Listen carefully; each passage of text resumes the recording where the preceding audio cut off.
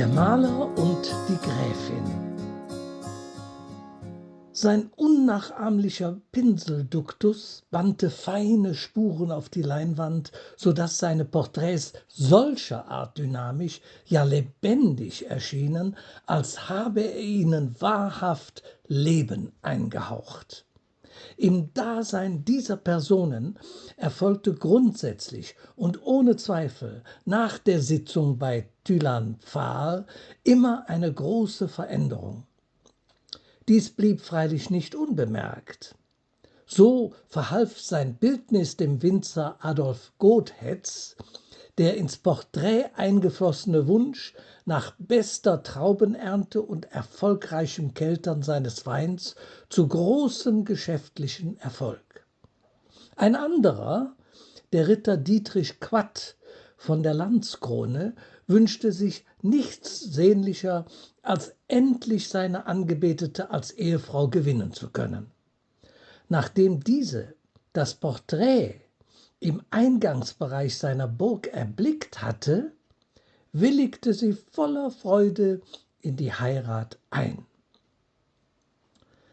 Tylan war ein wahrer Künstler, trotz seiner Jugend. Er war ein Experte von hohen Gnaden, der mit der Gabe ausgestattet war, seinen Kunden zur Erfüllung ihrer innersten Wünsche verhelfen zu können. Sein Bekanntheitsgrad reichte schon sehr früh, Anfang des 16. Jahrhunderts, bis weit über Ahrweiler hinaus. Er war ein großer, hagerer Mann, fast noch ein Jugendlicher, unverheiratet und voller künstlerischem Tatendrang. Seine Werkstätte lag in einem Fachwerkhaus nahe einem schmalen Wasserlauf, der von der Ahr abgezweigt worden war und durch Ahrweiler floss, um die Mühlen in dem Städtchen in Gang zu halten. Das Haus mittlerer Größe, in dem er sich sein Atelier eingerichtet hatte, war Besitz der Grafen von Arenberg. In deren Auftrag sollte er ein heiliges Bild anfertigen, welches einfach nicht fertig werden wollte. In seinem kleinen, von außen kaum als solches erkennbar und dürftig eingerichteten Atelier arbeitete Tylan-Pfahl 1526 an seinem ersten Selbdritt für die Kapelle St. Anna in Bachem. Immer wieder setzte er neu an, versuchte es mit einer anderen Farbwahl, verlor sich in die Feinheiten an dem Gemälde und betrachtete es immer und immer wieder aus allen Perspektiven. Es entsprach nicht dem, was er sich wünschte zeigen zu können, und er war fast schon ein wenig verzweifelt. Es war ein warmer Sommertag um die Mittagszeit. Er hatte gerade Pinsel und Palette zur Seite gelegt, als die Gräfin Walburga von Egmont-Arenberg, eine vornehme, feine und stolze junge Frau, an seiner Ateliertür erschien und bat, eintreten zu dürfen. Noch bevor er einen Gruß aussprechen konnte, sagte die Gräfin schon, sie sei gekommen, um sich von Meister Pfahl porträtieren zu lassen. Sie habe gehört, dass er nicht nur ihr äußeres Erscheinungsbild auf die Leinwand bringen könnte, sondern auch ihre innersten Wünsche mit in das Bild aufzunehmen imstande wäre. Dabei sah sie ihn erwartungsvoll an. Als sich ihre Blicke trafen, wusste sie, dass er sie verstanden hatte, womit sie sich gemessen auf den ihr zugewiesenen Sessel niederließ. Während Tylan mit seiner Arbeit begann, offenbarte sie ihm, dass sie sich nichts sehnlicher wünschte, als ihrem geliebten Gatten, dem Grafen Robert II. Von der Mark und Arenberg, baldigst einen Nachkommen zu schenken. Diesen Wunsch hatte sie dem Maler während der Porträtsitzung anvertraut. Und tatsächlich gebar sie etwas mehr als 9 Monate später ihr erstes Kind. Es war ein Sohn, den sie Robert nannte. Ein Jahr später schenkte sie einer Tochter das Leben, Diese erhielt den Namen Margaretha nach ihrer Großmutter. Nachdem ihr Vater 30-jährig und ihr Bruder jung verstarben, wurde Margaretha mit 17 Jahren im Jahre 1544 regierende Gräfin von der Mark Arenberg. Auf der Schwelle vom ausgehenden 15. Jahrhundert in das 16. Jahrhundert beherrschten Aberglaube, religiöser Fanatismus und Magie den Alltag der Menschen. Man war allgemein überzeugt, dass Hexenwerk die Geschicke der Menschen beeinflusste. Namentlich einigen seiner Nachbarn war Tylan mit seiner Art, sich oft gedankenlos und unziemlich mit ihren Töchtern und Ehefrauen über Gott und die Welt zu unterhalten, ein Dorn im Auge. Vor allem, dass er damit prahlte, die geheimsten Wünsche seiner Kunden in deren Porträts einzubringen, um sie später Wirklichkeit werden zu lassen, stieß auf Misstrauen und Neid.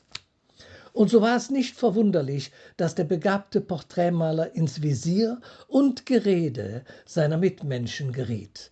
Das ging so weit, dass man ihn ob seiner oft unpassenden, anstößigen Reden und der Magie, die sich um seine Bilder rankte, bei der örtlichen Obrigkeit denunzierte.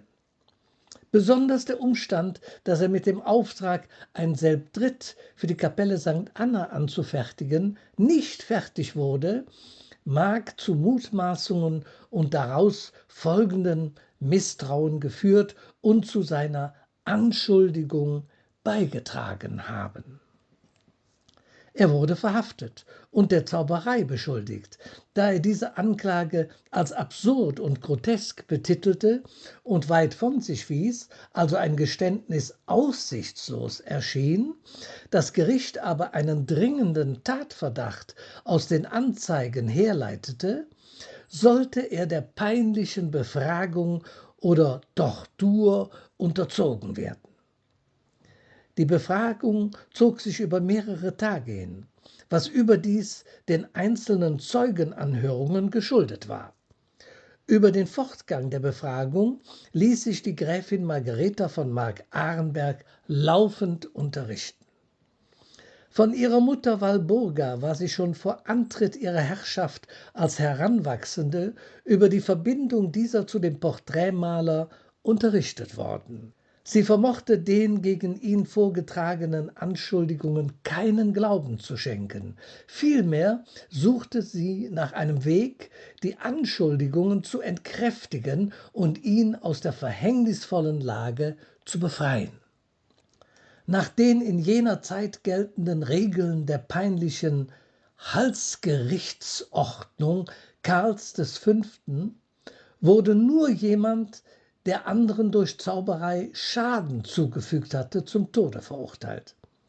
War aber nur die Ausübung von Zauberei ohne Schadenereignis Gegenstand des Vorwurfs, sollte das Gericht ein juristisches Gutachten erstellen lassen oder eine Entscheidung des Landesherrn über das Strafmaß einholen. Landesherrin war Margaretha, die nicht bestritt, dass böse Zauberei und Hexerei existierte. Vielmehr wendete sie sich gegen die gängigen Foltermethoden mit dem Argument, dass selbst die stärksten Männer unter der Folter zerbrechen und alles geständen, um der weiteren Quälerei zu entgehen. Selbst dann, wenn das ihr Todesurteil bedeutete. Darüber hinaus machte sie darauf aufmerksam, dass die Folterer nur ungern ihre Opfer entließen, auch wenn sie allen Schmerzen zum Trotz diese überstanden hatten. Grund für diese Sichtweise sah sie darin, dass die Folterer in gewisser Weise immer dem Verdacht ausgesetzt waren, während ihrer barbarischen Tätigkeit vom Teufel befallen zu sein. Sie entschied auf Befragung des Gerichts im Falle des angeklagten Malers, diesen wegen des fehlenden Schadenereignisses und fehlender Bezeugungen einstweilen zu entlassen. Margareta war eine tief religiöse Frau. Sie wurde ständig von einem Kaplan begleitet und griff immer wieder zugunsten der alten christlichen Ordnung ein, wie es in einer ihrer Anweisungen hieß. So ist auch zu verstehen, dass sie baldigst dafür sorgte, dass Thyland Pfahl seine Malerwerkstatt in Ahrweiler aufgab und das Arenberger Land in Richtung heutige Niederlande verließ. Im nördlichen Teil des Hennegaus fand er eine neue Wirkungsstätte. Es wird kolportiert, dass Margareta Zeit ihres Lebens für sein Wohlergehen sorgte. Im Jahre 1593 tritt die Gräfin mit einer Verordnung ins Licht der Geschichte. In dieser beschäftigt sie sich unter anderem mit Zauberei und Hexenwesen. Dies führt sie auf Unglauben und mangelndes Vertrauen auf Gottes Barmherzigkeit und Kraft zurück. Sie schreibt deshalb intensiven Religionsunterricht im Sinne des Katechismus des Petrus Canisius vor. Pfarrer werden nach ihrer Verfügung zu Trägern des Lesens und Schreibens im Unterricht. Eltern, die ihre Kinder nicht zur Schule schicken, droht sie mit Strafe, womit sie ihrer Zeit weit voraus war.